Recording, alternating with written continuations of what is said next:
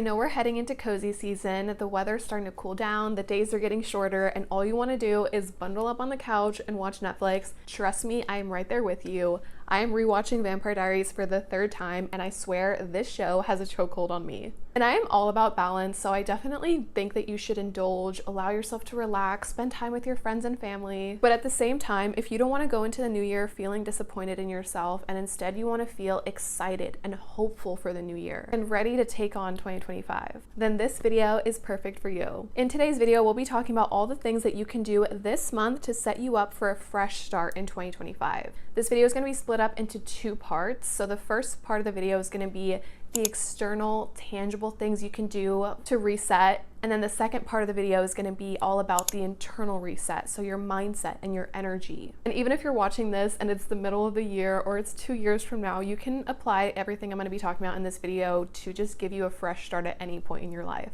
This is also going to be the first video of my new December series called Glowmas. It's kind of like my take on Vlogmas, except for instead of vlogs, we're going to be talking about personal growth, self-care, wellness, and all the things you can do to glow up for the new year. I have so many exciting videos planned for Glowmas, so definitely make sure to hit the subscribe button, hit the little notification bell, and without further ado, let's get into it. Okay, so the first part of this video is going to be your external reset. These are all the tangible things that you can do to reset for the new year. And first, we're going to be talking about your environment, because your environment shapes so much of the way that you think and the way that you feel. A cluttered environment creates a cluttered mind. So the first part of this new year reset is to declutter your space. I probably declutter my space every 3 to 4 months. I have just noticed such a big difference when I have a more minimalistic and decluttered space. It really makes a huge difference in my mindset and the way I feel in my environment. So when you're decluttering your space, I think the best place to start is your closet. It's time to donate all the clothes that you don't wear, all the clothes that you are saving for a special occasion, except that special occasion hasn't come in 5 years.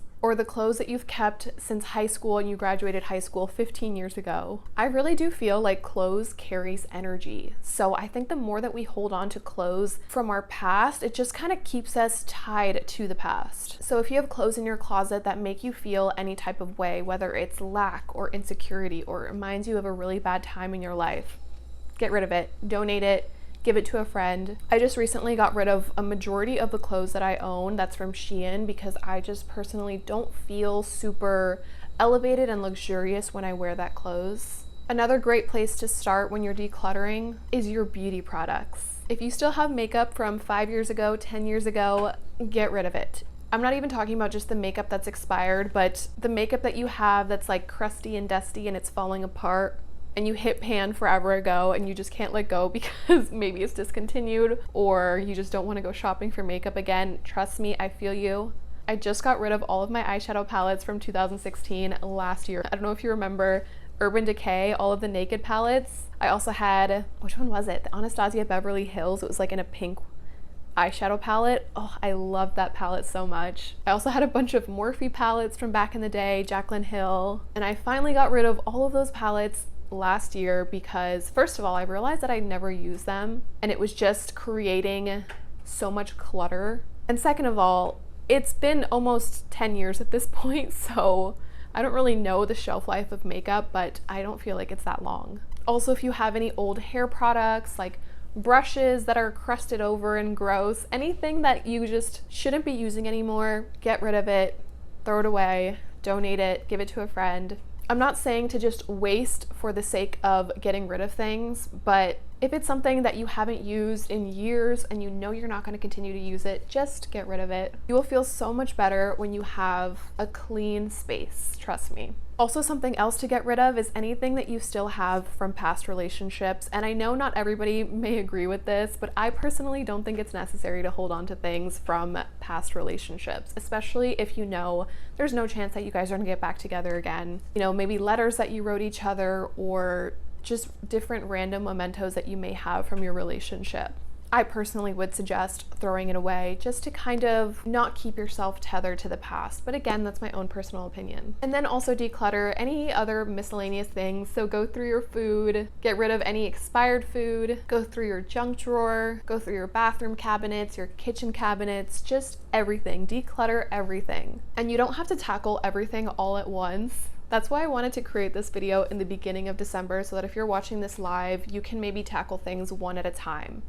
Maybe this week you decide to go through your closet, next week you decide to go through your bathroom, the week after that you decide to go through your kitchen. Just imagine how good you're gonna feel when you go into the new year with a clean and decluttered space. The next part of the tangible external reset is to take care of all of those responsibilities that you've been putting off. So just imagine how good you'll feel going into the new year when you not only have a clean and decluttered space, but you've also taken care of all of the things that have been on your to-do list for months. I don't know what it is about doing some of these like basic adult things, like getting your oil change, scheduling an appointment with your dentist or with your doctor, with your OBGYN or whatever it is that you need to do, creating a debt repayment plan or creating a budget, going through your expenses, canceling all the subscriptions that you don't use. I don't know what it is about all of this stuff because a majority of the time, it really doesn't take that long, but it just creates so much mental energy and mental space, especially because we convince ourselves it's going to be a lot harder than it really is, so we just continue to push it off. And I am definitely guilty of this. There are things that have been on my to-do list for so long that I am finally now starting to work through. But as I narrow down my to-do list of things that I need to do, I feel so much better. Feels like I have way more mental space. And I've also realized how simple this stuff really is and how it really doesn't take that much time. And if it is something a little bit more complicated, then see if you can have a friend help you or somebody that you know who is willing to help you with it. And again, you don't need to tackle everything at once, but maybe you can decide to do one thing each week. And then the last part of the tangible external reset is to do a digital detox. So just like how physical clutter takes up space in our mind, I feel like digital clutter also does as well. And if you are anything like me, then I know you have thousands of screenshots in your phone of things that you don't even need. Like I know I can pull up my phone right now and just find the most random screenshots of things that I don't even know the context to. Something I saw on TikTok that I thought I would like, or books that I wanted to read, or your desktop is filled with files and screenshots. So take some time to go through your photos, go through your screenshots, especially if you're gonna be traveling this month. I really think that like when you're on the airplane and you don't have Wi-Fi, you don't have any other distractions, this is like one of the best things to do is just go through all your photos and delete everything. You can also go through your files on your computer, go through all of your documents, everything, and just organize things a little bit. Like for me, my downloads folder on my laptop is always so disorganized because I'm always downloading different things for my job. Something else I've been doing recently is I've been unsubscribing from all of the marketing emails that I get to just kind of declutter my mailbox. That has really been helping. I would say bring your inbox down to 0, but I personally have like 20,000 unread emails, so bringing it down to 0 I think is actually impossible. But unsubscribing from all of those marketing emails has been making it feel a little bit less cluttered in my email. And the last part of the digital detox is to unfollow and mute anybody that makes you feel any type of way, whether they cause you to compare or make you feel insecure, make you feel lack, even if it's not their intention to do that with their content, but it still does make you feel that way. Just unfollow or mute them. Also, if you have a tendency to look up ex-boyfriends or ex-girlfriends, I would say block them, unfollow them, so that way you can just go into the new year with fresh energy. We have the ability to curate our social media feeds. So if there's anything in your feed that is making you feel any type of way, you have the choice to block that person, unfollow that person, mute that person. Okay, so now that we covered the external, tangible reset, now we're gonna talk about the internal reset, because I think that this part is equally as important to refresh your energy and your mindset for the new year. And resetting your mind and your energy can have a huge impact on the way you approach goals in the new year and how you overcome challenges as well, especially when you take the time to reflect and set intentions for the new year. I personally don't feel like I'm ready yet to set intentions or set goals for the new year, so I really kind of like the idea of doing more of like a reflection. I like to kind of save like setting goals and planning and all of that for January. That's just me. For some reason, December feels too like cozy and too chill for me to like be in that planning mode, but I do like the process of reflecting. So if you feel the same way, then that's what we're gonna do. Doing an internal reset requires a level of accountability and self-awareness. You can't change your life if you don't change yourself first.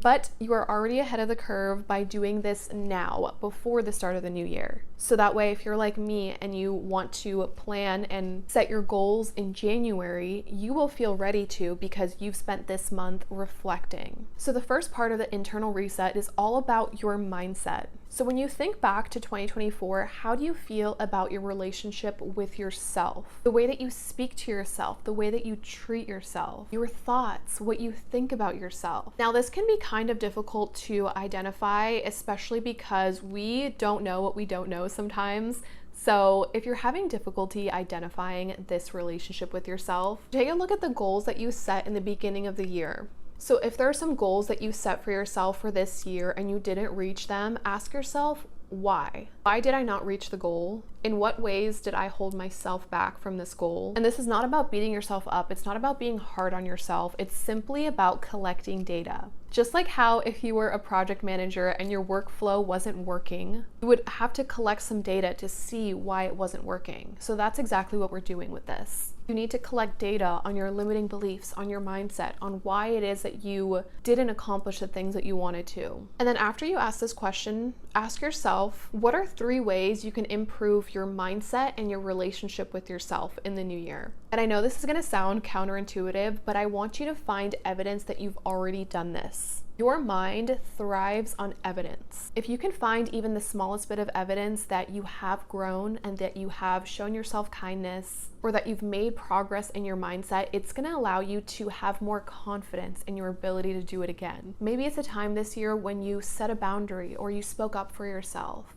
or you did something really challenging that you didn't think that you could do. These moments, no matter how small they are proof that you can grow and that you are capable of doing hard things. So you can take this into the new year as evidence. So here's an example from my own journey, just so you can see how this could work for yourself. So a big goal that I set for myself this year is I wanted to lose body fat. I wanted to get healthier and really improve my health and fitness, but instead I actually gained weight. So as I was reflecting on what held me back, I realized that a big thing that was in my way was my all or nothing mindset. So then I asked myself, how can I improve in the new year by letting go of this all or nothing mindset? And I realized that I want to create more balance in my approach to health and fitness rather than being so all or nothing. And then when I asked myself, okay, how have I already done this? And it doesn't have to be in that same area of life. I actually think that you can extract the skills and the lessons that you've learned from one area of life to help you in another area of life.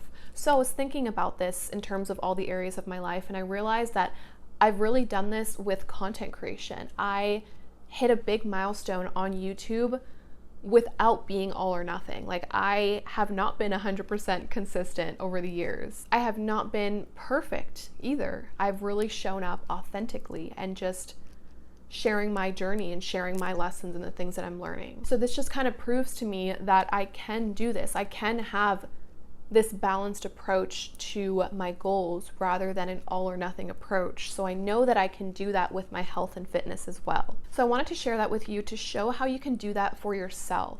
This process helps you feel confident that you can create change, especially if it's an area of your life that's always been very challenging. Like for me, my health and fitness has always been an area of my life that's been a little bit more challenging. It's required a little bit more of me. And also, while you're doing this whole reflection process, I also want you to celebrate all of your accomplishments and celebrate the ways that you did show up for yourself this year. Like for me, I had a very stressful and challenging year, but I really do feel like I ended this year so strong and feeling so proud of myself for the way I've showed up. Practicing gratitude for your wins, no matter how small they are, helps fuel the belief that you are capable of achieving more. The second part of the internal reset is your energy. So for this part, you're really going to ask yourself, where has your energy been going this year? Your time, your love, your focus, where do you put most of that? Are you pouring it into people who are pouring back into you, or are you pouring it into people who are just taking from you? Are you pouring it into a job that doesn't value you? And I'm not saying that what you need to do is quit your job, break up with your boyfriend, or girlfriend and do something drastic, maybe what you need is just stronger boundaries. But the thing about boundaries is that you are the enforcer of them. Nobody knows your boundaries unless you know them clearly and you stand firmly in them. And when it comes to boundaries, it's not so much about what you say, it's about your energy. It's about how you hold yourself. It's about how you treat yourself. The way you treat yourself teaches other people how to treat you. Most of the time, I don't need to clearly communicate my boundaries and my standards because people just know. They know how to treat me. They know not to treat me with disrespect because I won't put up with it.